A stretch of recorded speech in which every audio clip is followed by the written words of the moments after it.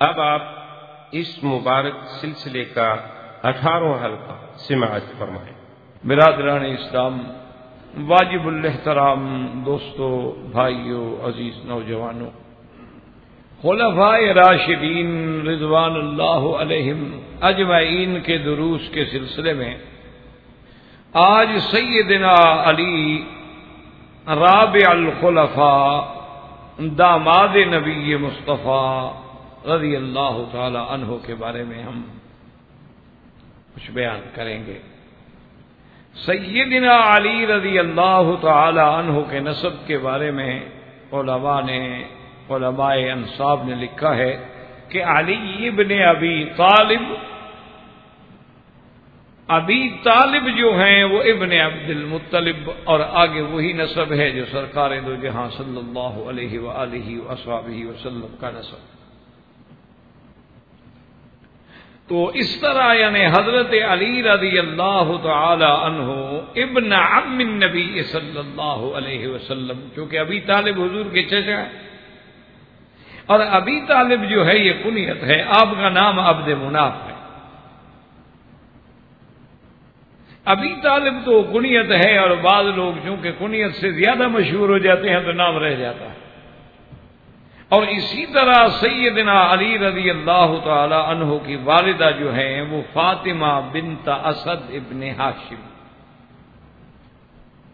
یعنی آپ کی والدہ کا نام فاطمہ ہے۔ اور یہ بلکہ تاریخ انصاب میں یہ آتا ہے کہ اول ہاشمیتن ولدت ہاشمیا، یہ پہلی ہاشمی خاندان کی عورت ہے جس نے سب سے پہلے حضرت علی کو جنم دیا، اور حضرت علی بنو ہاشم میں سے رضی اللہ تعالی۔ اور اسی طرح ایک بات جو ہے کتابوں میں بھی ہے اور زبان زد عام بھی ہے، اور اسی کو اپنا لوگ جو ہیں اسی وجہ سے سیدنا علی رضی اللہ تعالی عنہ کو مولود خانہ کعبہ کے نام سے باقاعدہ لکھتے ہیں، اور اسی کے نام پہ کانفرنسیں بھی ہوتی ہیں، جلسے بھی ہوتے ہیں۔ بعض روایات میں یہ بات موجود ہے کہ حضرت علی رضی اللہ تعالی عنہ کی ولادت جو ہے وہ خانہ کعبہ کے اندر۔ اب اس کی تفصیل کا تو ذکر نہیں ہے، بہرحال یعنی یہی گمان ہوتا ہے کہ ان کی والدہ عبادت کے لیے آئی، اور بعض اوقات ایسے ہو جاتا ہے کہ جیسے سفر میں آدمی کی ولادت ہوائی جہاز میں عورتوں کی ہو جاتی، اثناء سفر میں پرواز میں ولادت ہو جاتی ہے، تو ممکن ہے، کوئی ایسی بات نہیں ہے، ممکن ہے کہ یہ بات درست۔ اسی طرح زید کے بارے میں بھی آیا ہے کہ وہ بھی کعبۃ اللہ کے اندر پیدا ہوئے۔ بہرحال جہاں تک محقق لوگوں کا کام ہے، جو اہل تحقیق ہیں، یعنی جنہوں نے باقاعدہ اس پہ تحقیق کی ہے، وہ یہ کہتے ہیں کہ دراصل علماء کو روایات کے الفاظ سے دھوکہ لگا ہے، کیونکہ کتابوں میں آ گیا کہ حضرت علی کعبہ میں پیدا ہوئے، تو اب ان بیچاروں نے تو کعبہ اسی کو سمجھا جو سامنے ہے، تو انہوں نے آگے اپنی روایات میں درج کر دیا کہ حضرت علی رضی اللہ تعالیٰ عنہ کعبہ کے اندر پیدا ہوئے۔ اور پھر آپ کو یہ تو پتا ہے نا کہ جب بات چھوٹی سی ہو تو پھر آہستہ آہستہ آہستہ آہستہ اس کے اندر لازمی بات ہے کہ کچھ نہ کچھ افسانوی رنگ بھی آ جاتے ہیں، اور کچھ نہ کچھ مخالفین گھٹانے کی کوشش کرتے ہیں، ماننے والے بڑھانے کی کوشش کرتے ہیں، لیکن حقیقت میں تو وہی کامیاب لوگ ہوتے ہیں نا جو اعتدال پہ رہتے ہیں، جو دامن اعتدال کو نہیں چھوڑتے، نہ محبت میں تجاوز کرتے ہیں، نہ بغض میں انتہا کرتے ہیں۔ ان کی تحقیق یہ ہے کہ حضرت علی رضی اللہ تعالی عنہ کی ولادت جو ہے کعبے کا معنی یہ ہے کہ یعنی حرم میں، حدود حرم میں ہوئی، چونکہ حضرت علی کا گھر ابھی سارے جو تھے حدود حرم میں تھے، سارے کے حد حرم میں، یہ آپ نے دیکھا ہے کہ حرم شریف کے بالکل ارد گرد میں سارے گھر تھے، اب تو ٹوٹ گئے، وسعت ہو گئی۔ تو اللہ تبارک و تعالیٰ نے قرآن مقدس میں جیسے حدود حرم کو حرم بھی کہا ہے، اور اللہ تبارک و تعالیٰ نے اس کو مکہ بھی کہا ہے، اس کو بکہ بھی کہا ہے، اس کو ام القریٰ بھی کہا ہے، اس کو مسجد الحرام بھی کہا ہے، تو پورے مکے کو اللہ نے کعبہ بھی کہا، جیسے پورے مکے کا نام جو ہے مسجد الحرام بھی اللہ کے قرآن میں ہے باقاعدہ کہ ذالک لمن لم یکن اہلہ حاضر المسجد الحرام، کہ اس حج تمتع اور قران کی اجازت صرف ان لوگوں کو ہے کہ جن کے خاندان جو ہیں وہ حرم میں مکے مسجد الحرام میں نہ رہتے ہوں۔ تو اب مسجد الحرام میں کسی کے بچے تھوڑے رہتے ہیں، مانا یہ ہے کہ مکے میں رہ رہے ہیں تو اس پر مسجد الحرام کا اطلاق ہو۔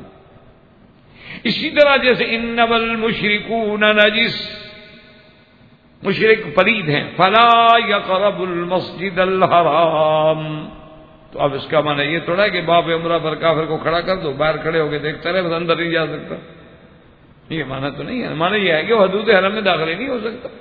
اسی لیے الحمدللہ چونکہ ایک اسلامی حکومت ہے، انہوں نے باقاعدہ جہاں حدود حرم ہے وہیں دخول المسلمین ممنوع دخول غیر المسلمین کے بورڈ لگا کے چوکیاں بنا دی ہیں کہ کوئی کافر داخل نہ ہو۔ تو اسی طرح قرآن کہتا ہے کہ ہدیم بالغ الکعبہ، کہ تم قربانی کے جانور جو ہیں وہ کعبے میں پہنچاؤ، فلیبلغ الہدی محلہ، اپنی جگہ پہ پہنچاؤ قربانی کے جانور، وہاں ذبح کرو۔ تو اب صاف بات ہے کوئی بندہ کعبے کے اندر تو جا کے قربانی کا جانور ذبح نہیں کرتا، قربانی کا جانور تو مینا میں ذبح کرتا ہے یا مکے میں ذبح کرتا ہے، لیکن قرآن تو کہتا ہے کعبے میں پہنچاؤ، تو اس کا معنی تھوڑا ہے کہ کعبے کا دروازہ کھول کے اندر بکرے ذبح کرو۔ تو لفظ کعبہ ہے اور مراد سارا حرم ہے۔ تو اس لیے محققین کی جو تحقیق ہے وہ یہی ہے کہ سیدنا علی رضی اللہ تعالی عنہ کعبہ میں پیدا ہوئے، کیا معنی یعنی حرم میں پیدا ہوئے، اور یہ کوئی معمولی عظمت تو نہیں ہے کہ ولادت بھی جن کی حرم میں ہوئی ہو اور تربیت بھی حرم میں ہوئی ہو اور بچپن بھی حرم میں گزرا ہو، اور سب سے بڑی بات یہ ہے کہ یہ ان خوش نصیبوں میں ہیں جن کی تربیت خود محمد الرسول اللہ صلی اللہ علیہ وسلم نے فرمائی، یعنی سیدنا علی رضی اللہ تعالی عنہ ان شان والے لوگوں میں ہیں کہ پیدا بچپن میں صغر سنی میں آپ کی تربیت جو ہے حضور صلی اللہ علیہ وسلم کے قریب ہو گیا۔ تو بہرحال اسی طرح آپ اول الاسلام بھی ہیں، حتیٰ کہ بعض روایات میں یہ بھی آیا ہے کہ آپ نے فرمایا کہ حضور صلی اللہ علیہ وسلم پہ قرآن جو ہے یوم الاثنین سوموار کے دن اترا، واسلمت یوم الثلاثاء، اور منگل کے دن میں اسلام میں داخل تھا، یعنی اتنا قریب ہیں اور اول اسلام۔ اسی لیے علماء کرام نے رحمت اللہ علیہم نے فرمایا کہ حضرت علی جب اسلام لائے ہیں تو ایک روایت میں 8 سال عمر ہے، ایک میں 9 سال عمر ہے، ایک میں 10 سال عمر ہے، راجح قول یہی ہے کہ 8 سال عمر ہے، بچپن میں اسلام لائے ہیں۔ تو بچوں میں سب سے پہلے اسلام لانے والے حضرت علی رضی اللہ تعالیٰ، جیسے کہ عورتوں میں سیدہ خدیجہ رضی اللہ تعالیٰ، اور مردوں میں سیدنا ابی بکر ہے رضی اللہ تعالی عنہ، اور بچوں میں سب سے پہلے اسلام لانے والے جو ہیں وہ حضرت علی رضی اللہ تعالی۔ اور اسی طرح یہ بھی سیدنا علی رضی اللہ تعالی عنہ کی فضیلت ہے کہ لم یسجد لصنم قط، کہ آپ نے زندگی میں حتیٰ کہ بچپن میں بھی کبھی بت کو سجدہ نہیں کیا، ورنہ چھوٹے بچے تھے، بچے تو باپ دادے کے ساتھ چلے جاتے ہیں، اور اللہ کے حرم میں تو سارے بت بھرے ہوئے تھے، اللہ کے حرم کے اندر بھی بت تھے، باہر بھی بت تھے، اب جہاں مقام ابراہیم ہے یہاں بھی بت تھے، جہاں زمزم ہے یہاں بھی بت تھے، صفا پہ بھی بت رکھے ہوئے تھے، مروہ پہ بھی بت رکھے ہوئے تھے، تو ہر جگہ یعنی وہ بتوں کا راجدھانی بنا دی تھی۔ لیکن اس کے باوجود اللہ نے سیدنا علی رضی اللہ تعالی عنہ کو محفوظ رکھا کہ لم یعبد لصنم قط فی الجاہلیہ، کہ جاہلیت میں آپ نے کبھی کسی بت کو سجدہ نہیں کیا۔ تو یہ شرف جو ہے وہ بھی سیدنا علی رضی اللہ تعالی عنہ کو، اور اسی طرح سیدنا علی رضی اللہ تعالی عنہ کو یہ شرف بھی ملا ہے کہ جب سرکار دو جہاں رحمت دو جہاں سیدنا محمد الرسول اللہ صلی اللہ علیہ وسلم نے ہجرت فرمائی، تو آپ کے بستر نبوت پہ آپ کی چادر نبوت اوڑھ کے سونے کا شرف جو ہے وہ بھی حضرت علی رضی اللہ تعالیٰ عنہ کو ملا ہے۔ حضور نے فرمایا کہ علی میرے بستر پہ سو جاؤ، میری چادر لے کے سو جاؤ، تاکہ دشمن یہ سمجھیں کہ اللہ کے نبی سو رہے ہیں اور ہم ذرا سفر کر لیں۔ اور دوسری بات یہ ہے کہ اللہ کے نبی کے گھر میں جتنی امانتیں ہیں وہ ساری حضور نے حضرت علی کو سپرد کی، اور فرمایا کہ اس کے بعد یہ ودائع ہیں، امانات ہیں، قریش مکہ کی مختلف لوگوں کی، ان سب کو امانات پہنچانی ہے، تو یہ ذمہ داری جو ہے وہ بھی حضرت علی رضی اللہ تعالیٰ کو ملی ہے، اور یہ آپ کے لیے بہت بڑا شرف۔ اور اسی طرح سیدنا علی رضی اللہ تعالی عنہ کے منقبت میں یہ بھی آپ کا بہت بڑا شرف ہے کہ آپ نے بیعت رضوان میں بھی شرکت کی، یعنی صلح حدیبیہ جو ہوئی ہے جسے بیعت رضوان کہا جاتا ہے، جو عظیم بیعت ہے جس کے بارے میں اللہ نے فرمایا کہ اللہ کا ہاتھ اوپر تھا، تو اس بیعت رضوان میں اور صلح حدیبیہ میں کاتب جو ہیں وہ سیدنا علی ہیں رضی اللہ تعالی، تو یہ شرف بھی سیدنا علی رضی اللہ تعالی عنہ کو نصیب ہوا۔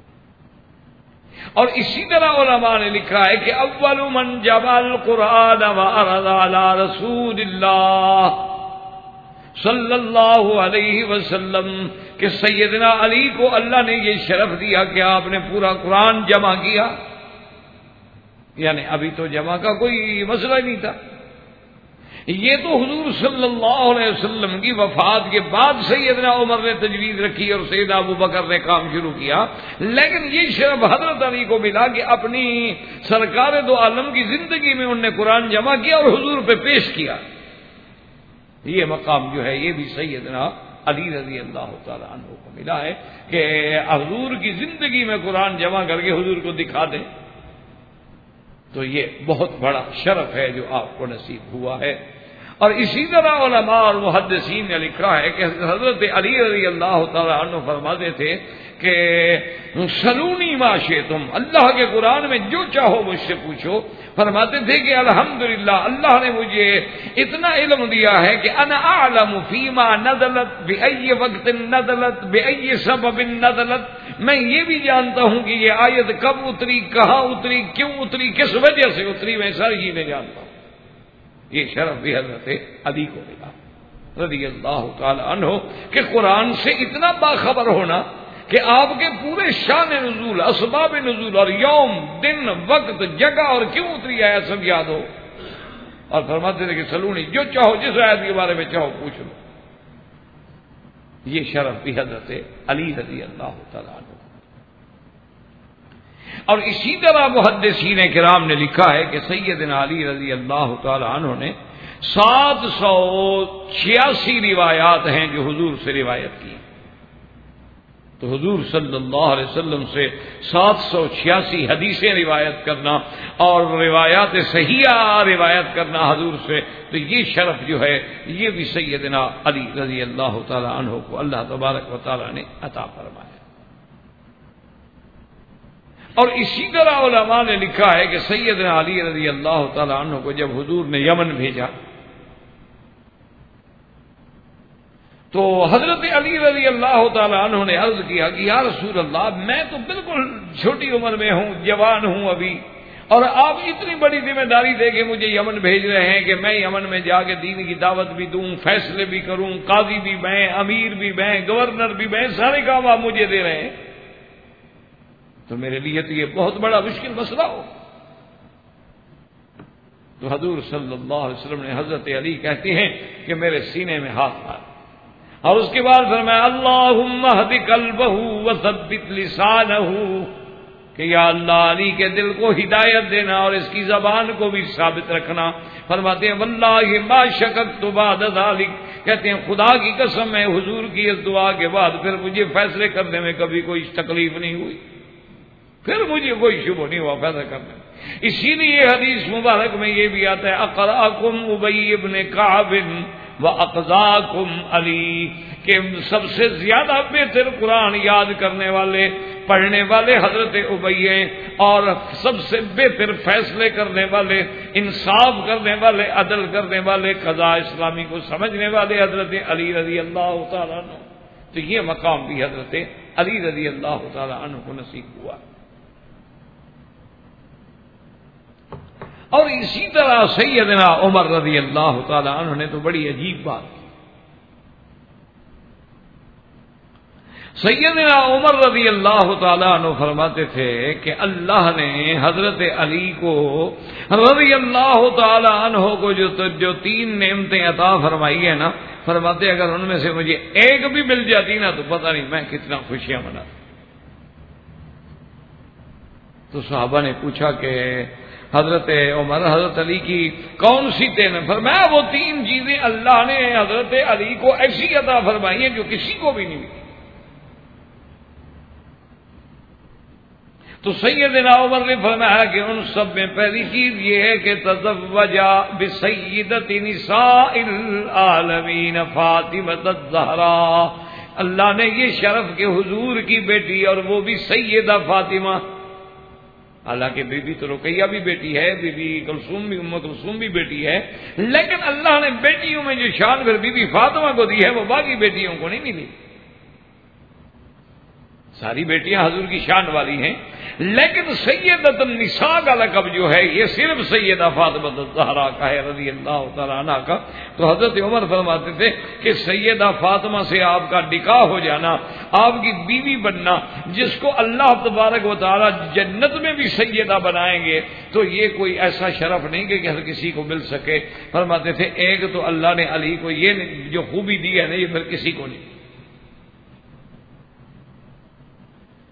اور فرمایا دوسری چیز یہ ہے کہ ان رسول اللہ صلی اللہ علیہ وسلم آت الرایۃ یوم خیبر، اور خیبر والے دن حضور صلی اللہ علیہ وسلم نے جو حضرت علی کو جھنڈا پکڑایا ہے یہ خوبی ایسی ہے جو کسی کو نہیں ملی.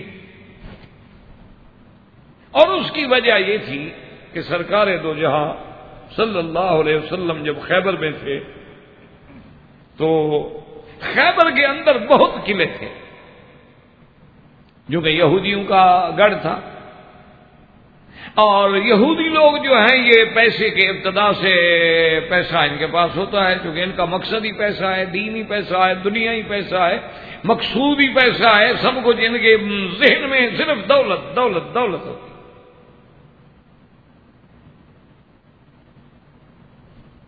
ان کے سامنے اور کوئی چیز نہیں. تو اب سیدنا علی رضی اللہ تعالیٰ عنہ خیبر میں ہیں، اور یہ لوگ خیبر میں جب گئے یا رہتے تھے پرانے، تو پھر یہ ہوتا تھا کہ بڑے بڑے یہودی ہر آدمی جو ہے اپنا ایک قلعہ نما گھر بنا دیتا تھا. بڑے بڑے قلعے نما گھر ہوتے تھے، اونچی اونچی دیواریں، مورچے بنے ہوئے، اور پھر ان کے اندر میں ان کے گھر ہوتے تھے. کیونکہ اچھا ایک بات یہ بھی ہے کہ ایک تو پیسہ بھی ہوتا تھا، دوسرا قوم چونکہ مکار ہے، قوم چونکہ غدار ہے، اس لیے ڈر بھی ہوتا تھا. غدار آدمی کو تو خوف ہوتا ہے نا کہ کوئی مجھے ٹکر جائے، اس لیے بھی وہ اپنی حفاظت کا بڑا اہتمام کرتے تھے. ایسی قوم جو ہے نا جی کہ خداع اور غدر کرنے والی تاریخ انسانیت میں نہ آئی ہے اور نہ آئندہ ہے. ابھی جو اتنا بڑا حادثہ ہوا ہے جس کو پورے عالم میں آپ پڑھ رہے ہیں، دیکھ رہے ہیں، سن رہے ہیں، ایک وقت آئے گا، آ جائے گا. ابھی تو ایک طوفان ہے نا جی اٹھا ہوا ہے، جب گرد بیٹھ جائے گی، جب طوفان اٹھتا ہے نا جی مٹی کھڑی ہو جاتی ہے تو چہرہ نظر نہیں آتا نا کون سا چہرہ کس کا ہے. لیکن جب گرد بیٹھ جائے گی، غبار چھٹ جائے گا، تو دنیا ایک دن دیکھ لے گی کہ اس حادثے کا ذمہ دار یہودی ہے. نہیں، ایمان سے کہیں اللہ نے آپ کو عقل دیا ہے، پڑھے لکھے لوگ ہیں آپ. مسلمان اگر یہ حادثہ کریں ورلڈ ٹریڈ سینٹر کا، کوئی آدمی جو کام کرتا ہے تو اس کو کوئی سامنے فائدہ ہوتا ہے نا. مسلمانوں کے اس کے سامنے کیا فائدہ ہوا ہے؟ اتنا بڑا حادثے کرنے کے بعد مسلمان کو، اسلام کو، عرب ہو یا عام مسلمان، اس کو کیا فائدہ ہوا ہے کہ پوری دنیا میں مسلمان ذلیل ہو کے رہ گیا، پوری دنیا میں مسلمان نعوذ باللہ مشکوک ہو کے رہ گیا. جو امن و سکون سے زندگیاں بسر کر سکتے تھے، آج ان کی بچیاں اسکول نہیں جا سکتی ڈر کے مارے. مسجدوں کو جلایا جا رہا ہے، کوئی بندہ جا کے جماعت نہیں کر سکتا ہے، تو اس مسلمانوں نے اسی لیے کیا تھا کہ پوری دنیا میں دین اسلام کا کام رک جائے۔ دیکھو نا، کوئی آدمی ہاتھ، آپ نے یہ مسجد بنائی ہے، کوئی مقصد ہوگا۔ آپ انڈیا چھوڑ کے یہاں نوکری کر رہے ہیں، کوئی وجہ ہوگی۔ آپ اپنا ملک چھوڑ کے، کوئی پاکستان چھوڑ کے، کوئی انڈیا چھوڑ کے، کوئی اپنا ملک چھوڑ کے یہاں سروس کرائے، کیوں؟ اپنے گھر میں کیوں نہ رہے؟ بھی بیوی ہے، بچے ہیں، خاندان ہے، چاچا ماما نانا، دکھ سکھ۔ اور پردیس میں تو کبھی یہ ہوتا ہے کہ موت آ گئی تو کوئی اپنا سامنے بھی نہیں ہوتا۔ تو آخر وہ جی آپ بڑے الحمدللہ پڑھے لکھے لوگ ہیں، رات کو عقل دوڑائیں کہ مسلمانوں کو اس میں کیا فائدہ ملا۔ یہ سازش صرف یہود کی تھی کہ ان کو اپنے آپ سے ہٹا کر فلسطین پہ دباؤ کو روک کر، اور اپنا سابقہ کہ ہمارا کینڈیڈیٹ کامیاب نہیں ہوا اور دوسرا کینڈیڈیٹ آ گیا اور وہ مسلم ووٹ سے آیا ہے، تم نے کہا ہم ان کو ایسا چکر دیں گے نا، ان کو بتا دیں گے کہ سب سے بڑا دشمن اسلام کا یہی، اور ان کو فائدہ ہو گیا، آرام سے بیٹھے ہوئے ہیں، اب جناب وہ مسلمانوں سے لڑے، ان کا تو مفاد حاصل ہو گیا، ان کو تو گھر بیٹھے پیدا ہو گیا۔ ورنہ اتنا جدید ٹیکنیک ابھی مسلمانوں کو نہیں آتی۔ اگر مسلمان اتنا ماشاءاللہ قابل ہو جاتے تو پھر پوری دنیا پہ مسلمانوں کی حکومت نہ ہوتی۔ ہم تو ماشاءاللہ ابھی تک کھانا سیکھ رہے ہیں، ابھی تک پانی پینا بھی سیکھ رہے ہیں۔ ہم کہاں اتنی جدید اپروچ پہ پہنچ گئے ہیں کہ اس انداز میں جہاز لیے جائیں اور اس انداز میں مارا جائے، اور پھر اتنی بڑی عمارتیں جو ہیں جہاز لگنے سے ٹوٹتی نہیں ہیں بلکہ ایسے بیٹھ جاتی ہیں کہ جیسے ان کے اندر کوئی بارود بھرا ہوا ہو۔ آخر کیا ہے؟ وقت آئے گا، دنیا کو پتہ لگے گا کہ اس سازش کے پیچھے نہ اسلام ہے، نہ مسلمان ہیں، اور نہ مسلمان کبھی ایسی حرکت سوچ سکتا ہے، نہ اس کے کبھی تصور میں آ سکتا ہے۔ مسلمان تو ہمارا خلفاء اس بات کو بھی روتے رہے، حضرت عمر روتے تھے کہ اگر کوئی کتا بھوکھا مر گیا تو قیامت میں جواب دوں گا، جو کتے کو بھوکھا نہ مرنا نہیں وہ کسی غیر کو کیوں مار دیں۔ تو ایک وقت آئے گا، اسی غدار قوم کی غداری ظاہر ہوگی اور نہیں چھپے گی۔ کب تک حق چھپے گا؟ آخر ایک دن، 2 دن، سال بعد، 2 مہینے بعد، 4 مہینے بعد حقائق منظر عام پہ آئیں گے۔ آخر کچھ ایسے لوگ بھی تو ہیں نا جو جذبات سے ہٹ کے بیٹھے سوچ رہے ہیں، ان کو بھی تو کبھی اللہ عقل دیں گے، لیکن خدا کرے کہ وہ عقل جلدی آ جائے کہ جب پانی پلوں کے نیچے گزر جائے اور پھر عقل آیا تو کیا فائدہ ہوا۔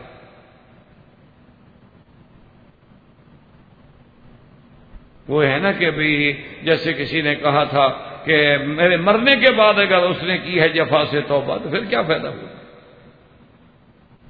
تو بہرحال کہنے کا مقصد یہ تھا کہ یہ یہودیوں نے بڑے بڑے قلعے بنائے ہوئے تھے، تو ایک بہت بڑا قلعہ تھا جو قلعہ مرحب کے نام سے مشہور تھا۔ مسلمانوں نے اس پہ کافی حملے کیے لیکن وہ فتح ہونے میں نہ آیا۔ حضور صلی اللہ علیہ وسلم نے اعلان کر دیا، فرمایا لآتین رایۃ غدا، آپ نے فرمایا کل صبح میں ایسے بندے کو اسلام کا پرچم دوں گا، اسلام کا جھنڈا دوں گا جہاد کے لیے۔ وہ ایسا بندہ ہے جو اللہ کے رسول کو محبوب رکھتا ہے، اور اللہ کا رسول بھی اس کو محبوب رکھتے ہیں۔ اللہ کے رسول کو تو سب محبوب رکھتے ہیں، گو یہ بھی شرف ہے، کوئی کافر ہو تو کیا محبوب رکھے گا، لیکن اصل شرف تو یہ ہے کہ اللہ اور اللہ کا رسول اس کو محبوب رکھیں، یہ تو بڑا کمال ہے۔ تو صحابہ کہتی ہیں کہ ساری رات ہم سوچتے رہے، ساری رات ہم فکر کرتے رہے کہ کس کو حضور صلی اللہ علیہ وسلم وہ پرچم دیتی ہیں۔ اور ایک روایت میں آتا ہے کہ جب حضور نے صبح کی نماز پڑھائی خیبر میں، صحابہ کہتی ہیں کہ ہم صف اول میں جانے کی کوشش کرتے رہے کہ ہم تاکہ حضور کی نظر فوراً ہم پہ پڑ جائے، اور جب سلام پھیرا تو ہم سب سے بھی آگے نکل کے بیٹھ رہے تھے تاکہ حضور مجھے دے دیں جھنڈا۔ یہ کوئی تھوڑا اعزاز تو نہیں تھا۔ حضور نے نظر دوڑائی، فرمایا این علی، حضرت علی کہاں ہیں؟ صحابہ نے عرض کیا فی عینیہ رمد یا رسول اللہ، یا رسول اللہ صلی اللہ علیہ وسلم ان کی آنکھوں کے اندر جو ہے تکلیف ہے، وہ خیمے میں نماز کے لیے بھی نہیں آ سکے۔ فرمایا جی لے آؤ حضرت علی رضی اللہ تعالیٰ عنہ کو۔ حضرت علی کے پاس جب صحابہ پہنچے کہ حضور بلا رہے ہیں، حضرت علی فرماتے ہیں مجھ میں اتنی تکلیف تھی، آنکھوں میں اتنی درد تھا کہ میں زمین پہ چلنے سے قاصر تھا، میں پاؤں نہیں رکھ سکتا تھا زمین پہ، لیکن دو صحابہ کے کندھوں پہ میں نے ہاتھ رکھے اور اسی شدت درد کے عالم میں حضور کی خدمت میں حاضر ہوا۔ کیوں حضور نے بلایا ہے، میں کیسے انکار کر سکتا؟ تو حضور نے فرمایا کہ علی تم خیمے میں رہنے گیا، رسول اللہ میری تو آنکھوں میں اتنی تکلیف ہے، مجھے زمین نظر نہیں آتی، میں آنکھ کھول نہیں سکتا۔ آپ نے فرمایا میں تمہیں جھنڈا دیتا ہوں خیبر کی فتح کے لیے، مرحب کے قلعے کی فتح کے لیے۔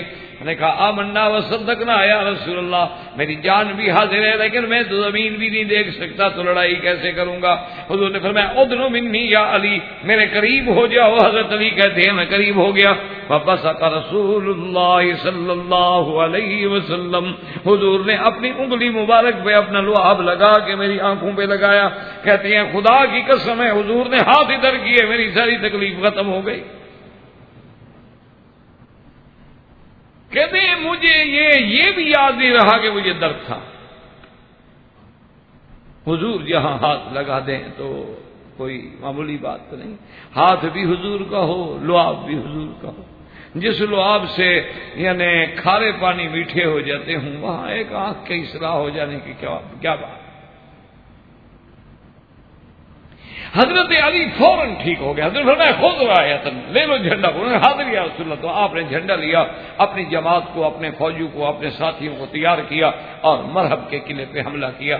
تو بعض صحابہ نے روایات میں یہ بھی لکھا ہے کہ حضرت علی نے جوش میں آ کے اس کے قلعے کے ایک دروازے کو جو توڑا نا، توڑ کے پھر دروازے کو اٹھا لیا اور اس کے بعد قتال شروع کی۔ اللہ تبارک و تعالی نے فتح عطا فرمائی۔ صحابہ کہتے ہیں یہ فتح ہو گئی، قلعہ مرحب کا فتح ہو گیا، خیبر فتح ہو گیا، اطمینان ہو گیا، تو ہم 8 بندوں نے جا کے اس دروازے کو اٹھایا۔ ہم 8 سے نہیں اٹھ رہا تھا جو علی نے اکیلے اٹھایا ہوا ہے۔ بعض روایات میں تو 40 آدمی بھی کہتے ہیں نہیں اٹھا سکے، لیکن صحیح روایت یہی ہے کہ 8 صحابہ کہتے ہیں کہ ہم گئے، ہم نے کہا اتنا بڑا دروازہ دیکھیں تو صحیح، تو جا کے کہتے ہیں ہم نے 8 بندوں نے دور لگایا، اور ہم حیران ہو گئے کہ ابھی کتنا جنگ کے جوش میں پتہ نہیں کچھ بھی نہیں دیکھ رہے تھے کہ ایک ہاتھ میں دروازہ ہے اور دوسرے ہاتھ سے تلوار سے لڑائی بھی کر رہے ہیں اور اسی کو ڈھال بنایا ہوا ہے۔ تو یہ مقام بھی سیدنا علی رضی اللہ تعالی عنہ کو نصیب ہوا کہ اللہ پاک نے آپ کے ہاتھوں پہ مرحب کے قلعے کو فتح کرایا، اور حضور پاک نے یہ شرف بخشا کہ یہ وہ شخص ہے یعنی جس کو اللہ کا رسول محبوب رکھتے ہیں۔ تو یہ مقام جو ہے یہ بھی سیدنا علی رضی اللہ تعالیٰ عنہ کو ملا ہے۔ اسی لیے حضرت عمر نے فرمایا کہ سب سے پہلی چیز جو ہے وہ تو سیدہ فاطمہ الزہرا سے نکاح ہے، اور دوسرا اعزاز جو ہے وہ خیبر والے دن پرچم ملنے کا اعزاز ہے۔ فرماتے تھے خدا کی قسم اگر مجھے ان چیزوں میں سے کوئی ایک بھی ملتی نہ تو میں ساری زندگی اس پہ خوشی مناتا۔ اور تیسری چیز یہ ہے کہ حضور نے فرمایا تھا کہ لا یحل لأحد ولا لک ولا لأحد غیری، آپ نے فرمایا کہ علی تیرے اور میرے ماں سوا کسی کو اجازت نہیں کہ مسجد کے اندر حالت جنابت میں گزر جائے، یعنی آدمی جنوب میں ہے تو مسجد سے گزرنے کی اجازت نہیں ہے۔ صرف حضور نے حضرت علی کو اجازت دی، کیونکہ علماء نے لکھا ہے حضرت علی کا گھر بھی مسجد میں تھا اور دروازہ بھی مسجد کی طرف کھلتا تھا، کیونکہ یہی تو وہ گھر مبارک ہے نا جہاں حضور صلی اللہ علیہ وسلم کے روضہ مبارک کے ساتھ سیدہ فاطمہ الزہرا رضی اللہ تعالی عنہ کا گھر ہے۔ یہاں لوگ کھڑے ہو کے سیدہ پہ سلام بھی پڑھتے ہیں، حالانکہ یہ بات درست نہیں ہے۔ سیدہ رضی اللہ تعالی عنہ کی وفات اور تدفین جو ہے وہ تو جنت البقیع الغرقد میں ہے، لیکن اس میں کوئی شک نہیں کہ یہ بیت فاطمہ ہے، یہ سیدہ فاطمہ الزہرا رضی اللہ تعالی عنہ کا گھر۔ تو یہ شرف بھی آپ کو حضور صلی اللہ علیہ وسلم کی جانب سے ملا ہے، تو سیدنا علی رضی اللہ تعالی عنہ۔ اور اسی طرح حضور صلی اللہ علیہ وسلم نے، اسی لیے حضرت علی کی 2 کنیتیں تھیں، ایک کنیت تھی ابو الحسن کیونکہ آپ کے بڑے بیٹے حضرت حسن ہیں، ان کے بعد حضرت حسین ہیں، پھر آپ کی بیٹی ہے۔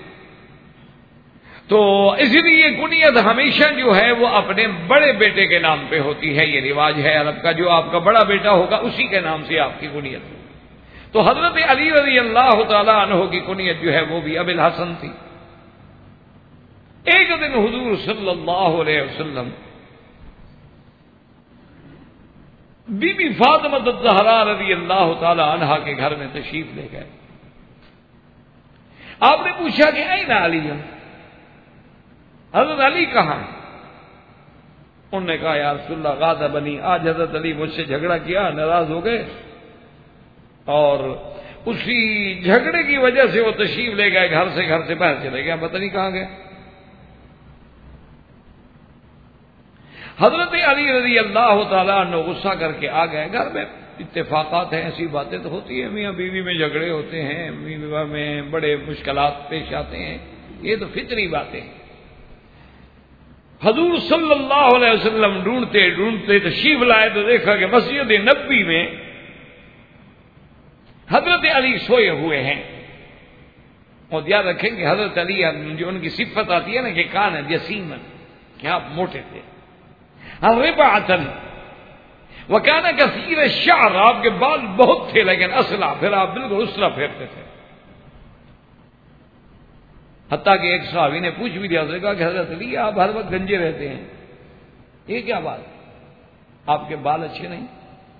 تو فرمایا خدا کے بندے میرے بال تو بہت اچھے ہیں، لیکن بات یہ ہے کہ میں نے حضور صلی اللہ علیہ وسلم سے سنا تھا کہ تحت کل شعرۃ جنابۃ، کہ ہر بال کے نیچے بھی جنابت ہوتی ہے، اس لیے آدمی کو پانی بہانا چاہیے غسل جنابت میں، کہ ہر جڑ، بال کی ہر جڑ میں پانی پہنچے. اگر کوئی جگہ رہ گئی تو مانا جنابت میں جگہ رہ گئی. تو میں اس دن سے ڈر گیا، میں نے کہا ابھی ایسا رہو، میرے بال ہیں بہت گہرے، بہت، اور اس میں پانی کہیں نہ پہنچے. اس لیے ہم نے تو بس اس کے بعد سے اس طرح پھرنا شروع کیا ہے، بال بڑھنے دیتا ہی نہیں. اور اسی طرح حضرت علی رضی اللہ تعالیٰ عنہ کی داڑھی مبارک جو ہے نا ماشاء اللہ کثیر کثر لحیت، آپ کی داڑھی ایک تو بڑی تھی اور اتنی بھری ہوئی تھی کہ صحابہ کہتے ہیں کہ دونوں یعنی آپ کے معلوم ہوتا تھا کہ دونوں کندھوں مبارک سے لے کر سینے تک کی بھری ہوئی ہے داڑھی مبارک.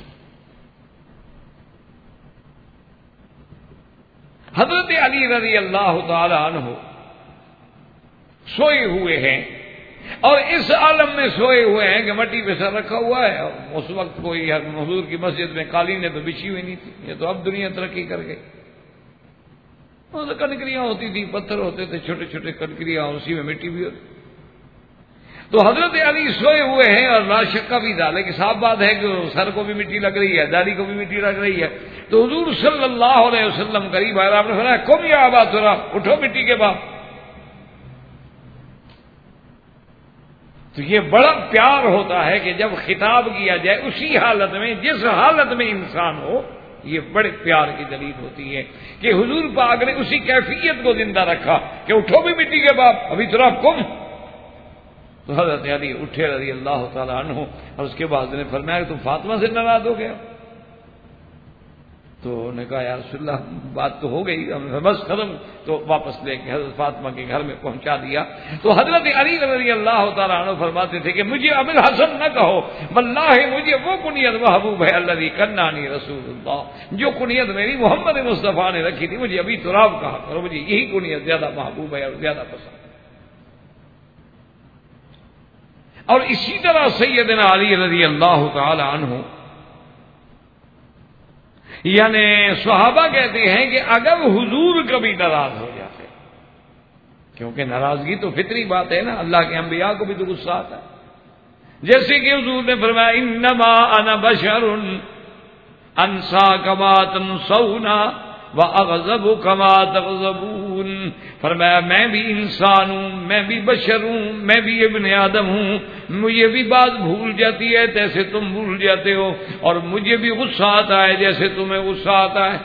تو اللہ کے انبیاء کو بھی غصہ آتا ہے، اور اس کے بعد صحابہ رضوان اللہ علیہم اجمعین کو بھی غصہ آتا ہے.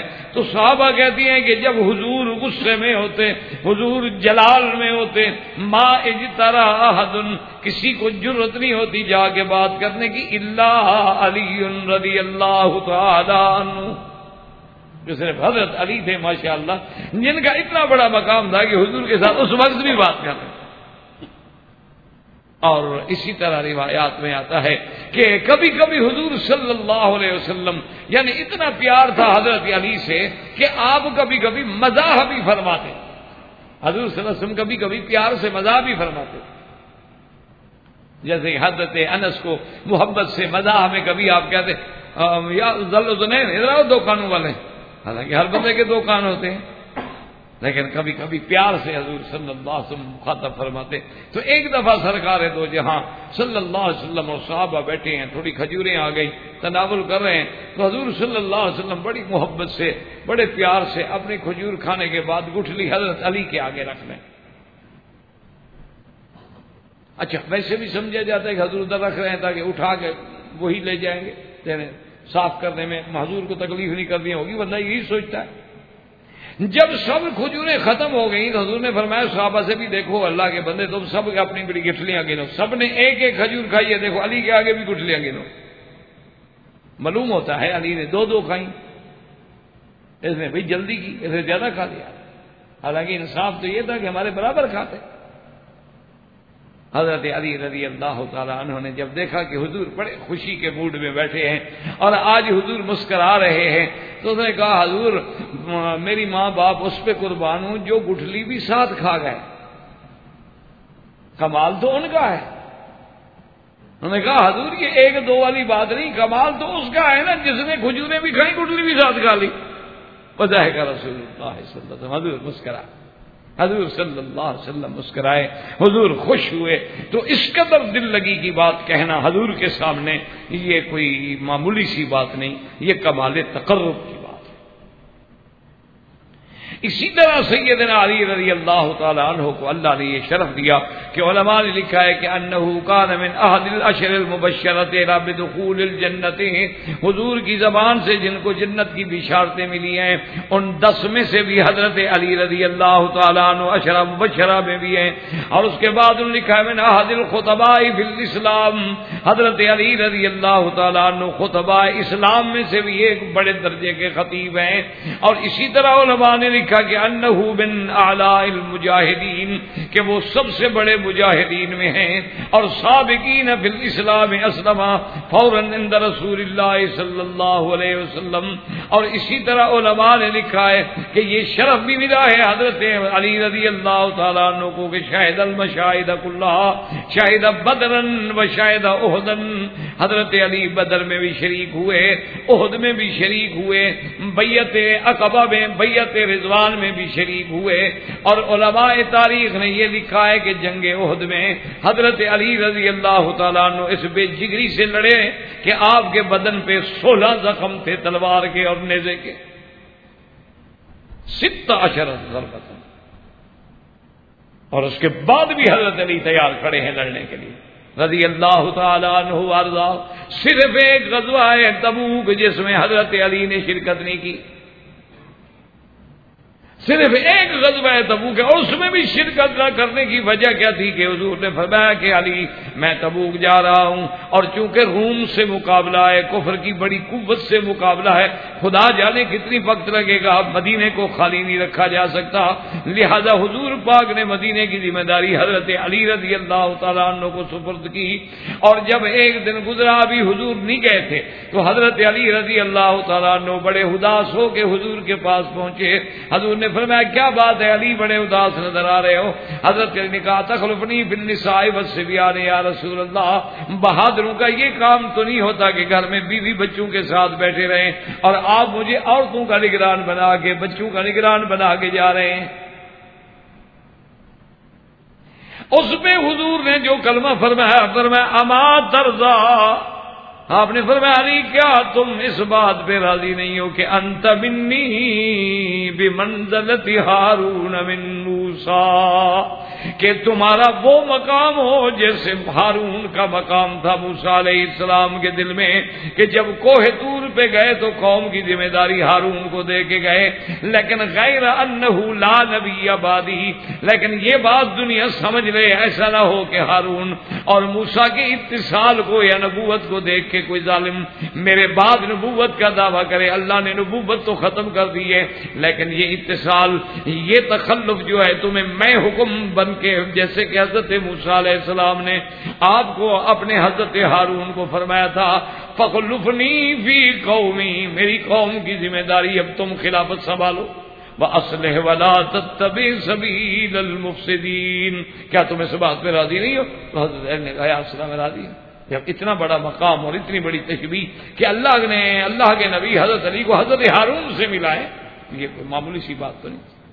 تو یہ مقام جو ہے یہ بھی حضرت علی رضی اللہ تعالیٰ کو ملا. اور اسی طرح مفسرین کرام نے لکھا ہے کہ جب وفد نصارہ، جب نجران کا وفد آیا تھا نا حضور صلی اللہ علیہ وسلم کی خدمت میں، عبد المسیح کی قیادت میں وہ تقریباً 60 آدمی کا وفد تھا. اور صحابہ کہتے ہیں کہ واللہ ہم نے مدینے میں ایسا وفد زندگی میں نہیں دیکھا. کیوں؟ پیسے والے لوگ تھے، دولت، لباس، اور بڑے تم تراغ کے ساتھ. اب ان کے ساتھ جو ہیں وہ مولوی بھی تھے، پیر بھی تھے، تاجر بھی تھے، بڑے بڑے رؤسا بھی تھے، اور 60 آدمیوں کا ایک بہت بڑا وفد عبد المسیح کی قیادت میں حضور صلی اللہ علیہ وسلم کی خدمت میں حاضر.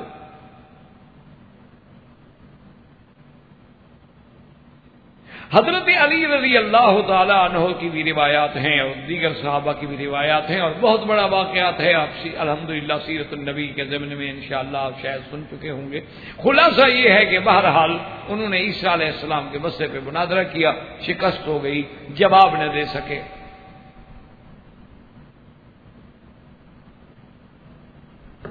ان کا دعویٰ یہی تھا کہ جی جب عیسیٰ علیہ السلام بغیر باپ کے پیدا ہوئے ہیں تو لہذا اور دنیا میں کوئی بندہ ہے نہیں جو بغیر باپ کے ہو، تو لہذا خدا کے بیٹے ہیں. اللہ نے ان کا رد کیا کہ بدبخت ہو جو بغیر باپ کے پیدا ہو خدا کا بیٹا بن جاتا ہے. تو آدم کا تو نہ باپ ہے نہ ماں ہے، پھر وہ کیا بن گیا؟ لہذا وہ خدا بن گیا، یہ اسی کا بیٹا ہوا نا. پھر اس کا تو دونوں نہیں، نہ ماں ہے نہ باپ ہے.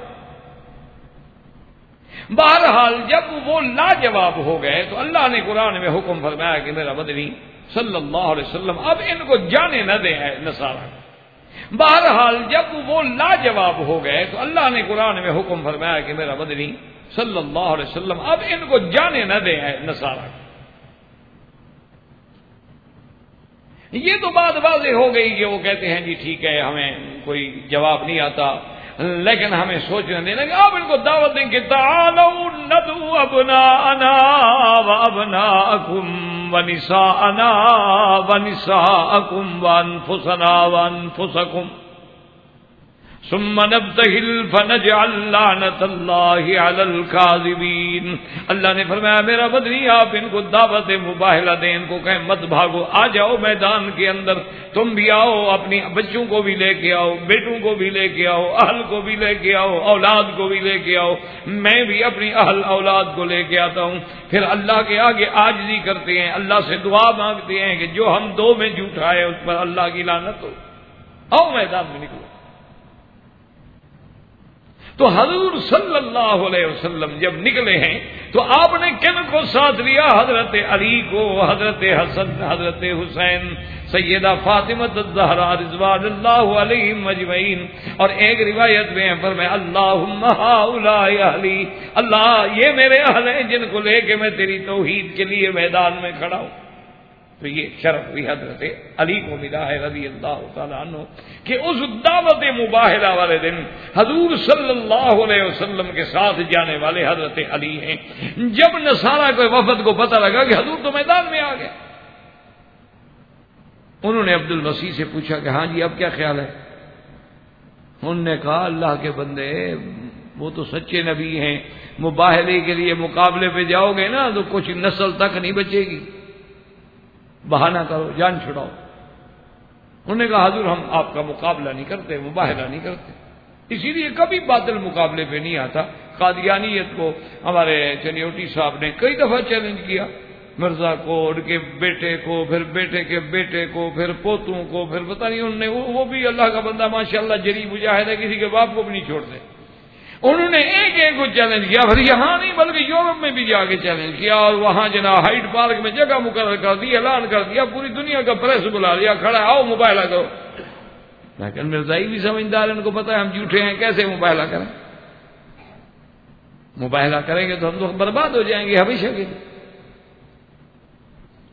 تو بہرحال یہ ایک الگ واقعہ ہے مباہلے کا۔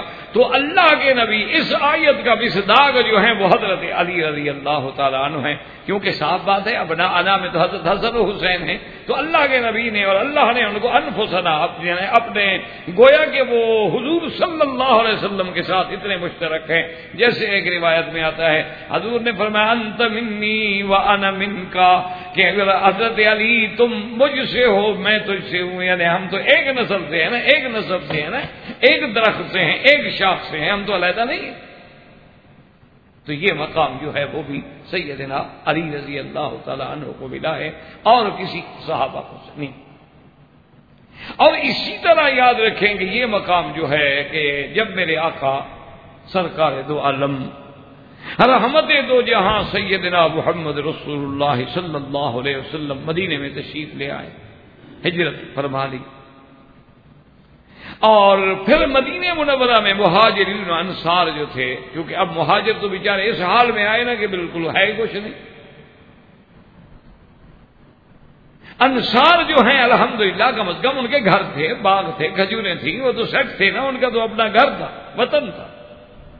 مہاجرین تو مکے سے ہجرت کر کے گئے تھے اور جن کے پاس کچھ بھی نہیں تھا، اگر تھا تو سفر میں ختم ہو۔ حضور صلی اللہ علیہ وسلم نے حکم دیا کہ انصار کو بلاؤ، مہاجرین کو بلاؤ۔ انصار کے بڑے بڑے قبائل جو تھے وہ اوس و خزرج تھے۔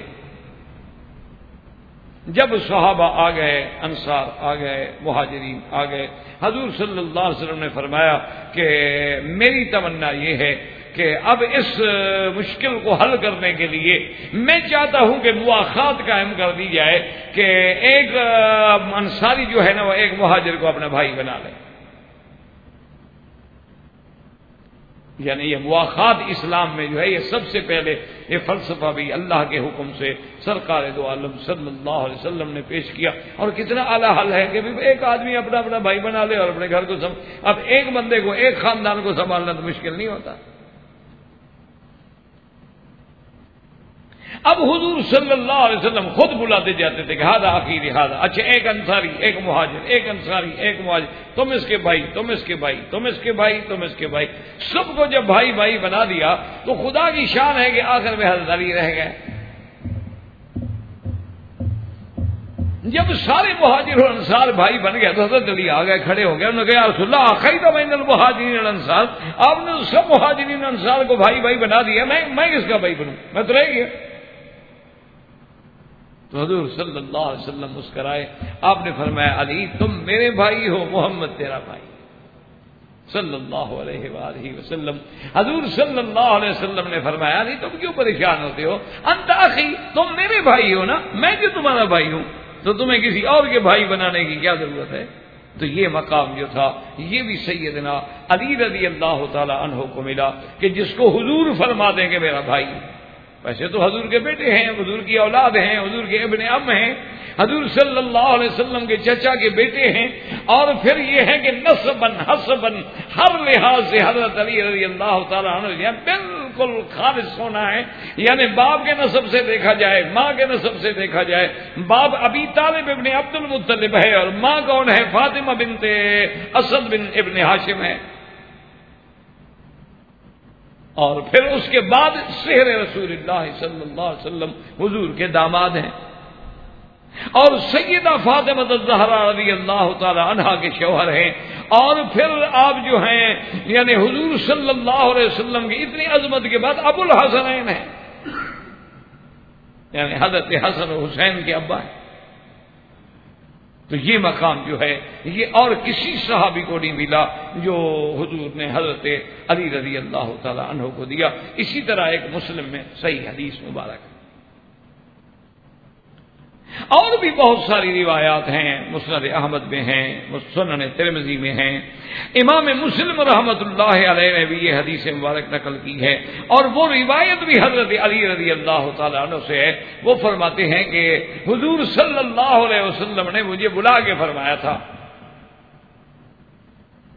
آپ نے فرمایا مجھے حضور نے بلا کے فرمایا، اور کتنا بڑی بات فرمایا کہ مجھے آپ نے بتایا تھا کہ علی کہہ دو، سمجھ لو کہ آپ کیا فرمایا تھا. انہوں نے کہا حضور نے مجھے کہا کہ لا یحبنی الا مؤمن ولا یبغضنی الا منافق، کہ میرے ساتھ جو محبت رکھتا ہے وہی ایمان والا ہے، اور میرے ساتھ بغض رکھنے والا جو ہے وہ منافق ہے، وہ مومن ہو ہی نہیں سکتا. کہ حضرت علی سے بغض رکھے، اس کے دل میں حضرت علی کی طرف سے میل آئے اور مسلمان ہو، سوال ہی بدل. اسی طرح صحابہ کہتے تھے کہ واللہ نحن نعرف المنافقین ببغضهم مع علی، ہم منافقوں کو پہچان لیتے تھے. صحابہ نے پوچھا کیسے پہچان لیتے؟ انہوں نے کہا جو منافق ہوتا تھا اور علی سے اس کو بغض ہوتا تھا. تو نفاق کی یہ علامت بن گئی کہ اس کو حضرت علی رضی اللہ تعالیٰ عنہ سے بغض ہوگا. تو یہ کوئی معمولی شرف نہیں ہے کہ اتنا بڑا، ورنہ تو حضور صلی اللہ علیہ وسلم نے فرمایا کہ صحابہ سے محبت کرنا ایمان کی علامت ہے. حضور نے فرمایا صحابہ سے محبت جو ہے وہ میری محبت کی وجہ سے ہے، اور جو صحابہ سے بغض کرتا ہے وہ میری ذات سے بغض کرتا ہے، اور جو اللہ کے نبی سے بغض کرے وہ مانا اللہ کو ایذا پہنچا رہا. یہ حضور نے سارے لیکن یہ خاص طور پہ صرف حضرت علی رضی اللہ تعالی عنہ کو نوٹ کرانا کہ لا یحبنی الا مؤمن ولا یبغضنی الا منافق، یعنی حضرت علی کی محبت گویا کسوٹی بن گئی ایمان و کفر کی. دیکھو نا جیسے کسوٹی پہ کوئی آدمی سونا لگاتا ہے نا، کہتے ہیں کہ سونا خالص ہے کھوٹا ہے، غلط. یہ سونا ہے اور جناب یہ کیا لے رہے ہو؟ یہ تو پیتل ہے، آپ سونا بنائے ہوئے ہیں، یہ تو پیتل ہے بابا، لے جاؤ اپنا. تو اسی طرح یعنی حب علی، محبت علی جو ہے گویا وہ ایک کسوٹی بن گئی ایمان کی، کہ جس کے دل میں ایمان ہوگا محبت علی ہوگی، اور جس کے دل میں نفاق ہوگا بغض علی ہوگا. تو اللہ تبارک و تعالیٰ نے یہ مقام جو ہے اور یہ شرف جو ہے اور یہ عظمت جو ہے یہ بھی اللہ نے سیدنا علی رضی اللہ تعالی عنہ کو نصیب ہوئی ہے. اور اسی طرح حضرت علی رضی اللہ تعالی عنہ فرماتے ہیں کہ یہ مقام بھی دیکھو نا، اس قسم کی بے تکلفی جو ہے ہر کسی کو تو حاصل نہیں ہو سکتی. ہمارے والد صاحب رحمۃ اللہ علیہ، حضرت مولانا خیر محمد رحمۃ اللہ علیہ، اللہ ان کی قبر پہ کروڑ رحمتیں فرمائے، تو وہ کبھی کبھی اپنے خوش بیٹھے ہوتے تھے نا، کبھی کبھی طبیعت رب بحال ہوتی تو کہتے ہو مولوی وکیل یہ تو عقیدہ تو یہی ہے نا کہ حضور کے بعد ابو بکر عمر افضل ہیں. یہ تو عقیدہ ہے، ہمارا ایمان ہے، ہمارے سنت ہے، ہمارا ایمان ہے. چونکہ اس میں کمی ہو تو پھر تو ایمان ہی نہ رہا، اس کو تو اہل سنت کہلانے کا حق ہی نہیں. فرماتے تھے کہ بھائی میرا عقیدہ تو یہی ہے، لیکن جو شان بی بی عائشہ کو مل سکتا ہے وہ ابو بکر کو کہاں مل سکتا ہے؟ کہا بھائی یہ کیا کرے؟ میاں بیوی کا جو قرب ہوتا ہے بھلا وہ ابو بکر کو نصیب ہو سکتا ہے؟ بڑے سے بڑا ابو بکر کیا کریں گے؟ ہاتھ چوم لیں گے حضور کا، اور کیا کریں گے؟ ماتھے پہ بوسہ دے دیں گے. لیکن جو عائشہ کو ملے گی محبت، جو عائشہ کو ملے گا پیار، وہ ابو بکر کو مل سکتا ہے. جو عائشہ کو ملے گا قرب وہ ابو بکر کو مل سکتا ہے. نے کہا وہ مقام اللہ جو میاں اور بیوی کو عطا فرماتے ہیں وہ کسی تیسرے کا نہیں ہو سکتا. تو اسی لیے علماء نے لکھا کہ جو مقام پھر حضور حضرت علی اور بی بی فاطمہ کو ملا وہ کس کو مل سکتا؟ اس لیے حضرت علی رضی اللہ تعالی عنہ کی شان اور عظمت کا یعنی یہ عالم تھا کہ کسی بھی ناحیہ سے، کسی بھی جز سے، نسب سے، حسب سے، رشتے سے، علم سے، قضا سے، اور آپ کے فرائض سے، آپ کی شجاعت سے، آپ کی مسابقت الاسلام سے، کسی بھی پہلو سے آپ نظر ڈالیں تو سب سے زیادہ مراتب جو ہیں وہ آپ کو حضرت علی رضی اللہ تعالی عنہ کے نظر آئیں گے کہ اللہ نے یہ شرف بھی حضرت علی کو، میں اسی لیے عرض کر رہا تھا کہ یہ پہ مقام جو ہے کس کو مل سکتا ہے؟ حضرت علی فرماتے ہیں کہ ہم رات کو لیٹ گئے.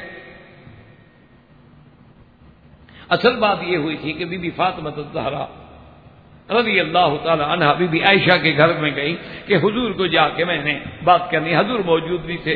تو انہوں نے کہا کہ امہات المومنین، اما عائشہ حضور تو ہے نہیں، تو میری ایک درخواست مہربانی کر کے جب حضور آئے تو پہنچا دیں کہ اب گھر کا کام کرتے کرتے میں بالکل تھک گئی ہوں، میرے ہاتھوں میں دیکھ لیں کتنے گٹے پڑ گئے ہیں چکی پیستے پیستے اور پانی بھرتے بھرتے. تو جب خادم آتے ہیں، عورتیں آتی ہیں، مرد، حضور سب کو تقسیم کر دیتے ہیں، وہ ایک خادم ہمیں بھی دے دیں جو ہماری کام میں مدد کرے. تو بی بی عائشہ نے کہا کہ بہت اچھا. حضور جب تشریف لائے تو بی بی عائشہ نے پیغام پہنچایا کہ جاءت فاطمہ، اور یہ کہہ گئی ہے یہ مقام تھا حضرت فاطمہ کا کہ اسی وقت رات کو حضور اٹھے. بی بی عائشہ نے پوچھا یا رسول اللہ کہا فرمایا بس تم آرام کرو، میں بی بی فاطمہ کے گھر جاتا ہوں. اور حضرت علی فرماتے ہیں کہ اس وقت کبھی حضور ہمارے گھر نہیں آئے، کیونکہ میں اور میاں اور بیوی یعنی بی بی فاطمہ ایک بستر پہ فراش پہ، اس وقت بستر کیا تھے ایک ٹاٹ بچھا دیا تو بستر بن گیا، اس پہ ہم لیٹ چکے ہیں. حضور جب آئے اچھا پر دروازے کیا ہوتے تھے، ایک ٹاٹ ڈال دیا دروازے پہ، یہ پردہ ہو گیا، دروازہ ہو گیا. یہ تھوڑے تھے ہمارے دروازے کے ساگوان کی لکڑیاں لگتی تھیں، ساگوان کی لکڑی ہے، یہ جناب فلانا دروازہ جو ہے فلاں لکڑی کا بنایا گیا ہے، یہ سندل کی لکڑی ہے اور یہ فلاں ہے، اور جناب یہ تو اب تو لوگ اللہ معاف کرے جناب باقاعدہ المونیم کے بنا کے باقاعدہ سونے چاندی کی شیٹس لگواتے ہیں، اللہ معاف کرے. اب تو دولت کی فراوانیوں کا یہ عالم ہو گیا ہے. حضور کے دروازے پہ ایک ٹاٹ پڑا ہے، بس موٹا سا کپڑا ڈال دیا یہ دروازہ بن گیا. تو جب حضور تشریف لے آئے تو حضرت علی فرماتے میں نے دیکھا تو اٹھنے لگا، میں اللہ نے اسے کما علی لیٹے رہو، جیسے لیٹے رہو بالکل لیٹے رہو، مت اٹھو. اب حضور کا حکم ہو جائے تو کون بے ادبی کرے. تو کہتے ہیں کہ جاء رسول اللہ، حضور جو آئے نا تو بی بی فاطمہ اور میرے درمیان میں حضور بیٹھ گئے. فرماتے ہیں ایک پاؤں حضور بی بی فاطمہ کے سینے کو لگ رہا تھا اور دوسرا پاؤں کی ٹھنڈک میرے سینے کو لگ رہی. تو یہ مقام جو ہے یہ حضرت علی کو مل سکتا ہے کہ ایک طرف بی بی فاطمہ لیٹی ہوں، ایک طرف علی لیٹے ہوں اور درمیان میں محمد مصطفیٰ بیٹھے ہوں.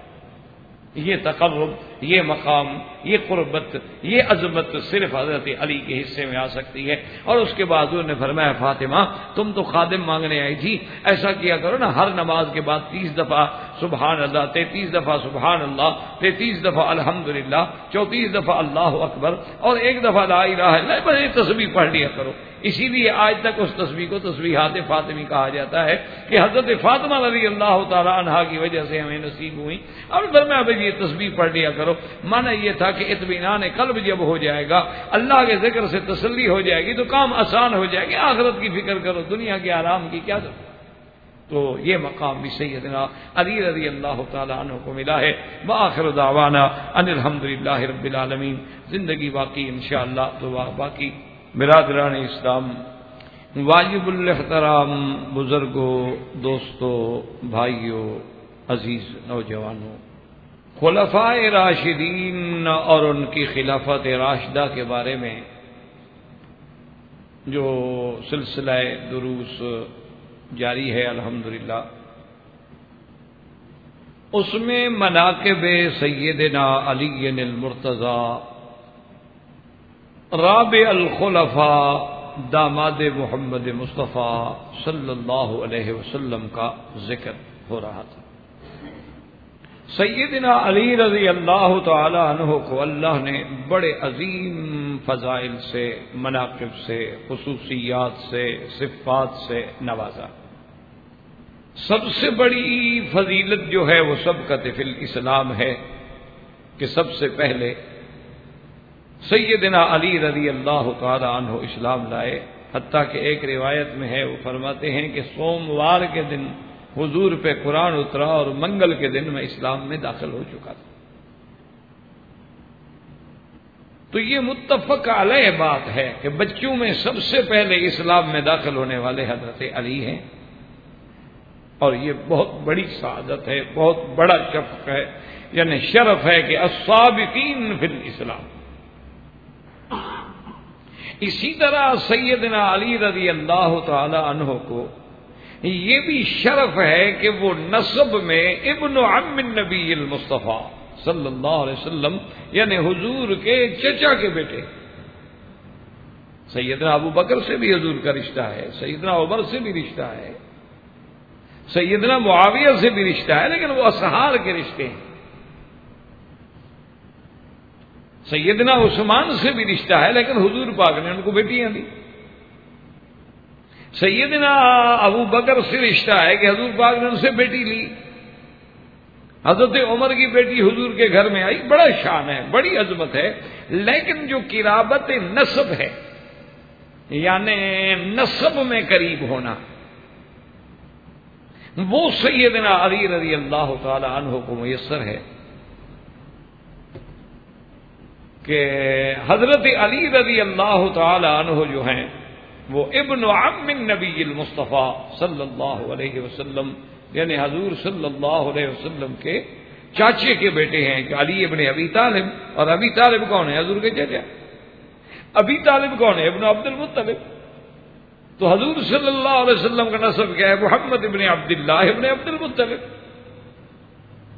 تو یہ قرابت کی شان جو ہے وہ بھی سیدنا علی رضی اللہ تعالیٰ عنہ کو نصیب۔ اسی طرح سیدنا علی رضی اللہ تعالیٰ عنہ، یعنی آپ دیکھیں کہ اللہ نے ان میں کتنی متضاد صفات رکھی ہیں اور کتنے عظیم صفات رکھی ہیں کہ وہ مجاہدین اسلام میں، ابطال اسلام میں بھی ایک عظیم مقام پہ ہیں۔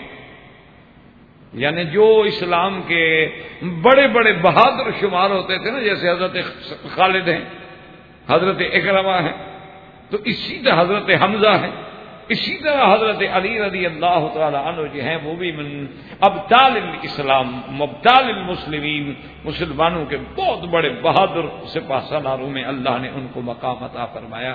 تو یہ فضیلت بھی حضرت علی رضی اللہ تعالی عنہ کو ملی۔ اسی طرح سیدنا علی رضی اللہ تعالی عنہ کو جہاں نسباً قرابت ہے، وہاں صہراً بھی قرابت ہے کہ حضور کی سب سے محبوب ترین بیٹی اور سیدۃ النساء فی الجنہ سیدہ فاطمہ کے شوہر بھی حضرت علی ہے رضی اللہ تعالی۔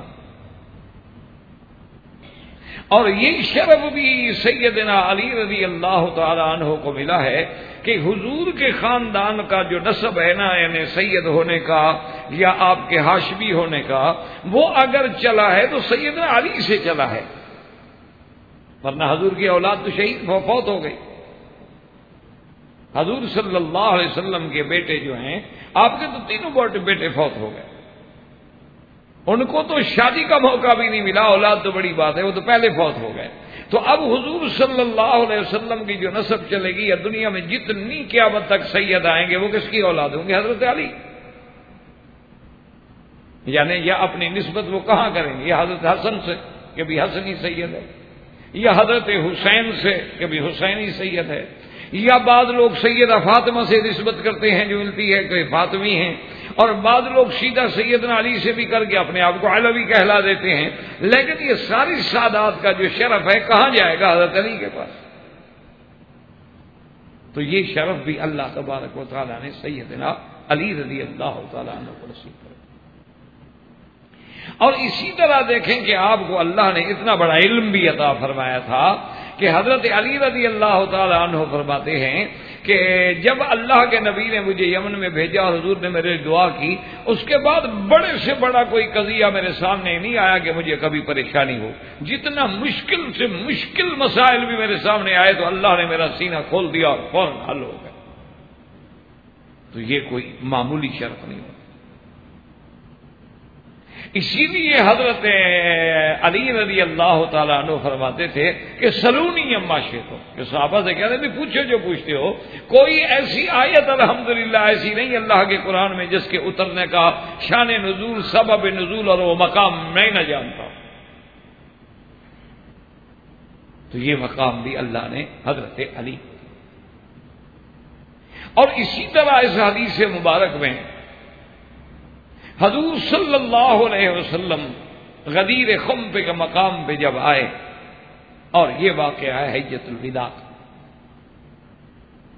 حضور صلی اللہ علیہ وسلم جب آخری حج پہ آئے ہیں، اب آپ یہ دیکھیں کہ اس حج مبارک میں بھی یعنی حضور صلی اللہ علیہ وسلم کے وکیل بننے کا، نائب بننے کا، نیابت کا شرف جو ملا ہے حضور صلی اللہ علیہ وسلم کی حجۃ الوداع کے موقع پر، وہ بھی سیدنا علی رضی اللہ تعالیٰ عنہ کو ملا۔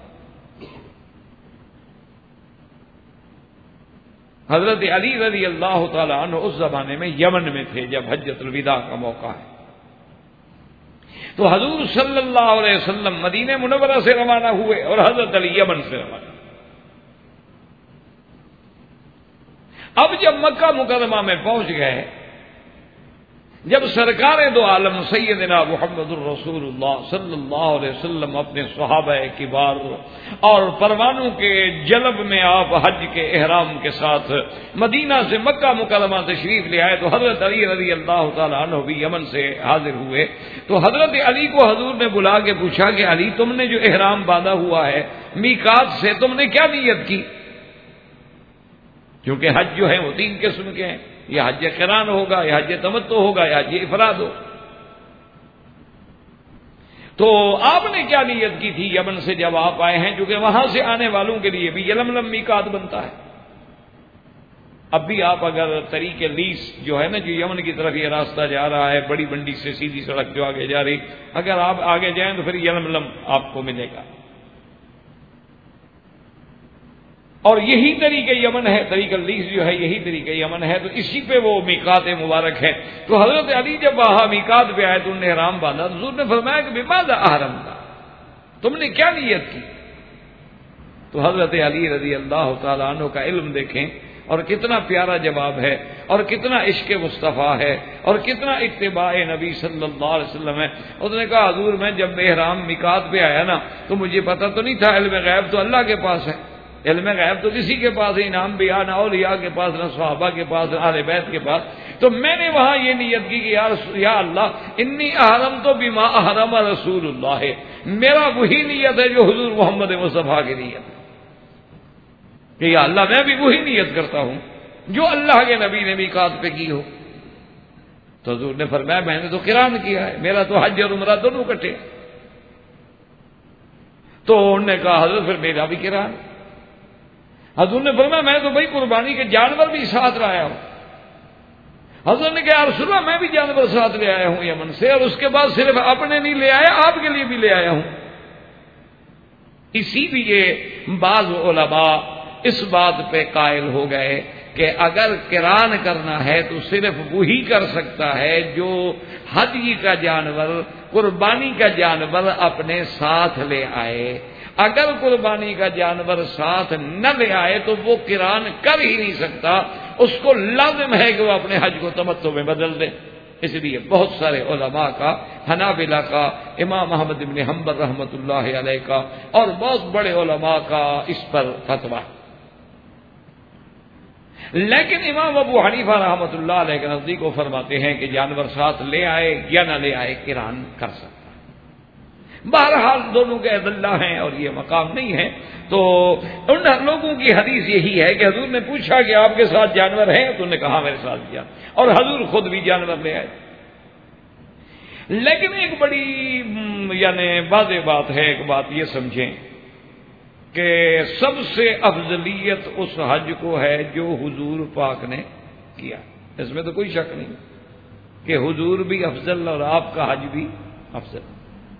تو اگر آج کل تو قربانی کا جانور ساتھ لانے کا کوئی سوال ہی پیدا نہیں ہوتا، تو اس کا معنی یہ ہے کہ وہ قسم افضل جو ہے اللہ نے اس سے پوری دنیا کو محروم کر دیا. اب تو کوئی دنیا کا بندہ بھی جانور ساتھ نہیں لے آ سکتا، نہ کہاں لے آئیں گے. آپ جب ہوائی جہاز میں آئیں گے تو اپنا بکرا کو ساتھ لا سکتا ہے، یا اگر لانا بھی پڑے تو پھر حاجی سے بھی مہنگا ہے. وہ اپنا یہاں میرے ایک دوست ہیں تو ان کے پاس لیبر کام کرتی تھی، وہ لیبر پٹھان تھے. اچھا یہ پٹھان اتنا ضدی ہیں، اللہ ہدایت عطا فرمائے، ہمارے بھائی بھی ہیں، عزیز بھی ہیں. یہ مکے میں بھی مرے نا، ان کی وصیت ہوتی ہے کہ ہمیں ہمارے ملک میں دفن کرو، یہ اپنی زمین میں ضرور جائے گا. یہ اس کی صفت ہے، کچھ کر لیں آپ. اچھا لاکھ وہ مولوی ہو، آپ اس کو لاکھ فضائل بتائیں مکے مدینے کے، وہ کہے بالکل جی آمن ہمارا ایمان ہے، استاد ہمارا ایمان ہے، لیکن اب ادھر دفن ادھر ہوگا جدھر پیدا ہوا. اسی لیے جو دشمن جائے اس کو بھی نہیں چھوڑتے، اس کو بھی وہیں رکھتے ہیں. یہ ان کے مزاج میں ہے، تاریخ ہے، اسکندر اعظم سے لے کر ان کی تاریخ ہے، وہ آج کی تھوڑی ہے. تو وہ میں نے اس سے پوچھا، میں نے کہا یار تمہارے پاس ایک عامل تھا بیچارہ، وہ فوت ہو گیا پٹھان، اس کا کیا ہوا؟ تو اس نے کہا وکیل صاحب کیا پوچھتے ہو، وہ مردہ تو زندہ سے بھی مہنگا ہو گیا. میں نے کہا کیا ہو گیا تمہیں یار، تم مہمان آدمی ہو نا، مہمان تو حساب کتاب والے لوگ ہوتے ہیں نا، وہ مہمان آدمی ہیں، سیٹ ہیں، بڑے لوگ ہیں، اور مہمانوں کو تو ہر وقت 2 اور 2 4 کی بات ہوتی ہے نا. حضرت تھانوی رحمۃ اللہ علیہ فرماتے تھے کہ ایک میمن کے اعمال جو تھے وہ برابر سرابر ہو گئے، تو اللہ نے فرمایا آپ کو کدھر بھیجوں؟ جنت جانا چاہتے ہو کہ جہنم؟ انہوں نے کہا اللہ میاں جہاں 2 ٹکے کا فائدہ ہو ادھر ہی بھیج دو۔ تو یہ تو بیچارے جنت جہنم کے وقت بھی 2 ٹکے کا فائدہ سوچنے والی قوم ہے۔ تو بہرحال میں نے کہا یار کیا ہوا اس غریب کا، وہ بیچارہ فوت ہو گیا تو اس کا کیا ہونا؟ کہا باقی صاحب کیا پوچھتے ہو، میں تو عذاب میں آ گیا، ایک تو میرے 10 دن برباد ہو گئے دفتر سے، کیونکہ وہ اگر میں نہیں کرتا تھا تو میرے پاس 200 آدمی کام کرتا ہے، وہ کہتے ہیں ہم سب کام چھوڑتے ہیں، تو میرا تو یعنی ستیہ ناش ہو جاتا۔ لیکن وہ تابوت بناؤ، پھر بکنگ کراؤ، پھر ہوائی جہاز میں جگہ لو۔ اس نے کہا حضرت اس سے زندہ تو 4 چلے جائیں اتنا خرچہ نہیں ہوتا، مردہ جانا بڑا مہنگا۔ تو اب یہ ہے کہ اب تو ایک انسان کے آنے سے زیادہ جانور کا لانا مہنگا ہے۔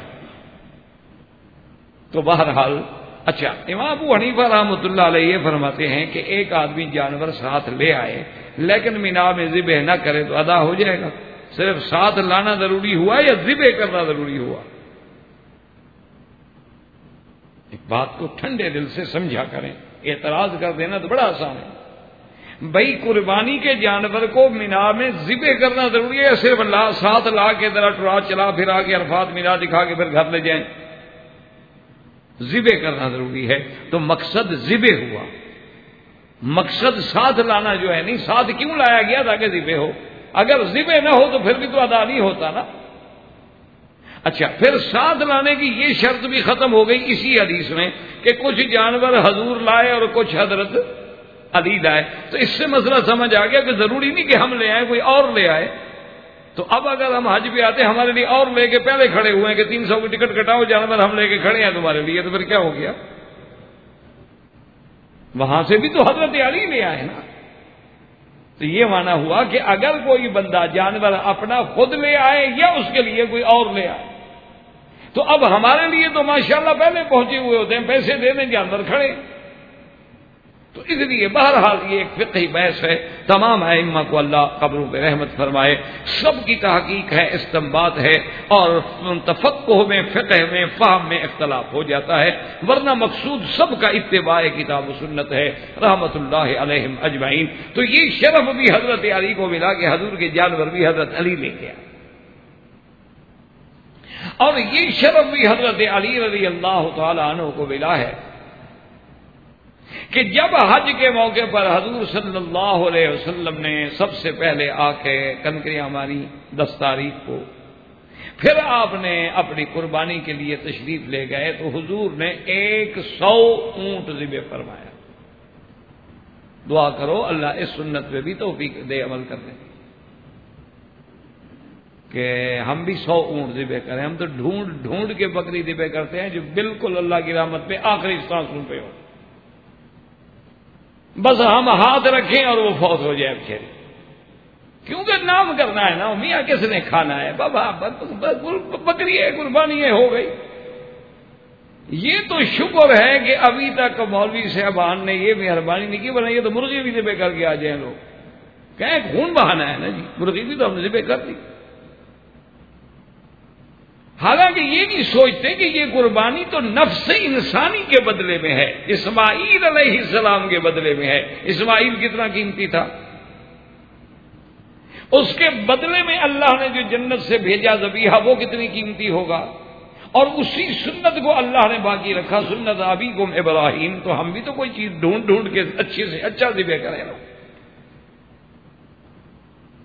بہرحال یہ ہے کہ حضور صلی اللہ علیہ وسلم نے 100 اونٹ ذبح فرمایا، اور روایات میں موجود ہے کہ 63 اونٹ، چونکہ حضور صلی اللہ علیہ وسلم کی عمر مبارک 63 سال ہے تقریباً، تو 63 اونٹ تو حضور نے اپنے ہاتھ سے ذبح کیا، اور باقی کے لیے وکیل بنایا حضرت علی رضی اللہ تعالی عنہ کہ باقی اونٹ میری طرف سے آپ ذبح کریں۔ تو حج کے موقع پر حضور صلی اللہ علیہ وسلم کا وکیل بننا چونکہ لازمی بات ہے، یہ اسی کو ملے گا جو حضور کے قرابت میں ہو۔ دیکھیں نا، آپ کے گھر میں کنکریاں مارنی ہوں بیٹی کی، بہن کی، تو آپ کوئی اپنے بھائی کو وکیل بنائے گا، کوئی اپنے چچا کو وکیل بنائے گا، دوسرے کو تو نہیں بنائے گا۔ تو اس لیے یہ شرف جو ہے یہ بھی سیدنا علی رضی اللہ تعالیٰ عنہ۔ اسی واپسی کے موقع پر یوم غدیر خم کے موقع پر حضور نے روایت میں آتا ہے کہ یہ اعلان بھی فرمایا کہ من کنت مولاہ فعلی مولا. اور بہرحال اس حدیث پہ علماء نے بڑی بحثیں ہیں. بعض تو بالکل اس کی صحت کے بھی قائل نہیں، لیکن حقیقت یہ ہے کہ حدیث اگر درجہ صحت کو نہ پہنچے تو یہ بھی نہیں کہ جھوٹ ہو. بہرحال حدیث ہے، اور بعض علماء نے اس کو درجہ حسن تک کہا ہے. اور بعض روایات جو مسلم شریف میں بھی موجود ہیں ان کو اگر ملا کے دیکھا جائے تو اس مفہوم و معنی کی تائید بھی ہوتی. حضور صلی اللہ علیہ وسلم نے ایک حدیث میں یہ بھی فرمایا من احب علی فقد احبنی، اور ایک میں لفظ من احبنی فقد احب علی، جو مجھ سے محبت کرتا ہے وہ علی سے محبت کرے گا. تو یہ بھی حدیث موجود ہے. اچھا یہ بھی حدیث موجود ہے کہ لا یحبنی الا مؤمن ولا یبغضنی الا منافق. حضرت علی نے فرمایا کہ اللہ کے نبی نے مجھے کہا تھا کہ میرے ساتھ محبت وہ کرے گا جو ایمان والا ہے، اور میرے ساتھ بغض وہ رکھے گا جو منافق ہے. تو یہ حدیث بھی موجود ہے. تو اسی روشنی میں اگر دیکھا جائے تو اس حدیث کا بھی وہی معنی ہے کہ من کنت مولاہ فعلی مولا، کہ میں جس کا دوست ہوں علی بھی اس کا دوست ہے. کیونکہ لفظ مولا جو ہے اس کے کئی معنی ہیں. اس کا معنی خلیفہ کہیں بھی نہیں آیا تاریخ. یہ جو بعض حضرات لے لیتے ہیں نا کہ اس کا معنی ہے کہ حضرت علی خلیفہ ہوں گے، وہی لفظ مولا کا معنی خلیفہ تو کہیں تاریخ میں دنیا میں لغت میں کہیں آیا ہی نہیں.